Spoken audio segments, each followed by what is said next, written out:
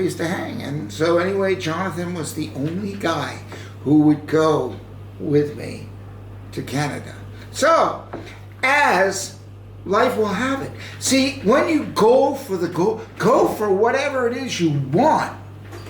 And you just want to do it, and you forget about the fears, you forget about what could happen, and look for the adventure, Huckleberry Finn, if you will. Just look like at the world with amazement, at like, wow, every day is so full of like cool stuff. And if you're not finding it, then you need to look a little harder. So, Jonathan's mother goes, like, we're going to leave. And she's like, I don't know. I just don't want you to take your car, Peter. So what I would like you to do is take my car. Here's the keys. And, I know you're going to need fuel. Take this credit card, Jonathan. And if you need food, get food. If you need fuel, get fuel. And I'm like, blown away. So now we're traveling in extra style, right? So we got a Mercedes. I'm 17, 5 days after high school, driving to Canada. And we almost got our butts kicked in St. John, Canada, because we were on the wrong street, talking to the wrong people, and looking for things that we probably shouldn't have been, but we did.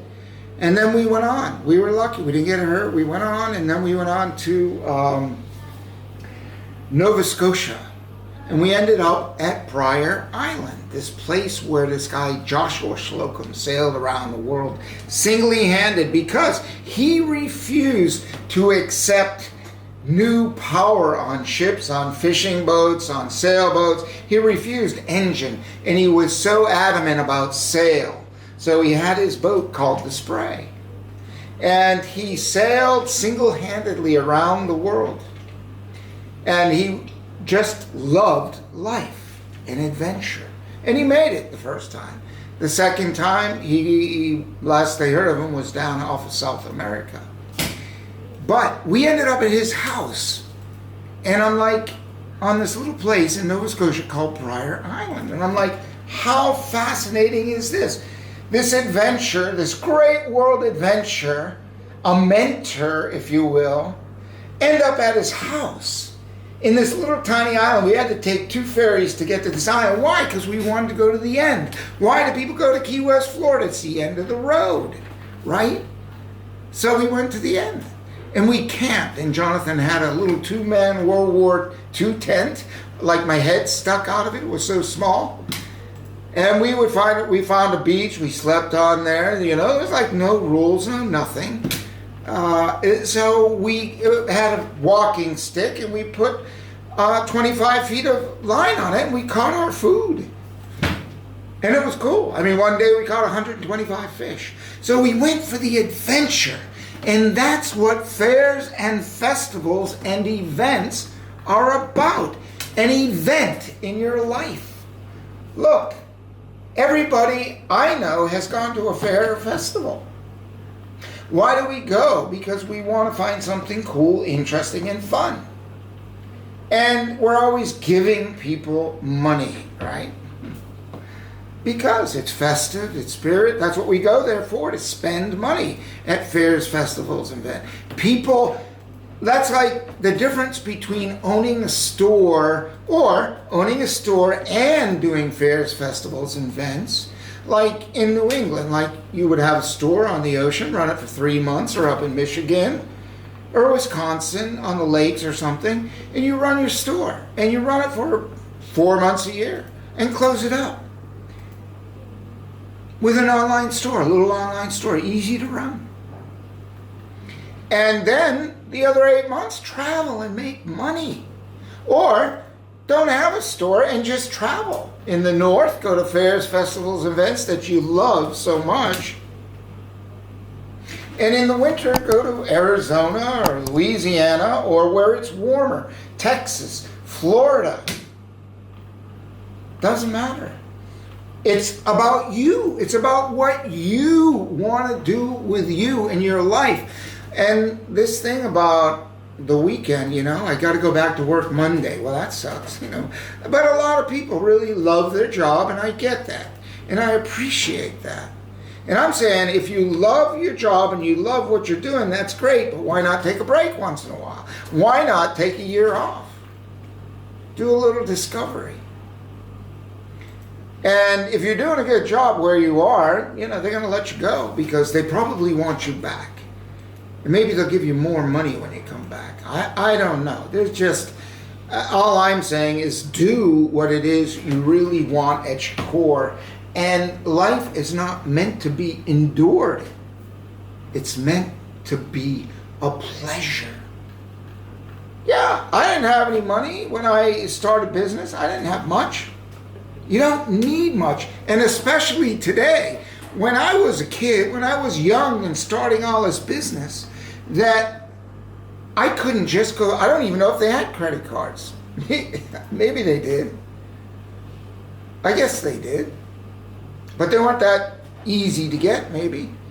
They did. I did. I got an American Express card. And interest-free cards? I don't think so back then.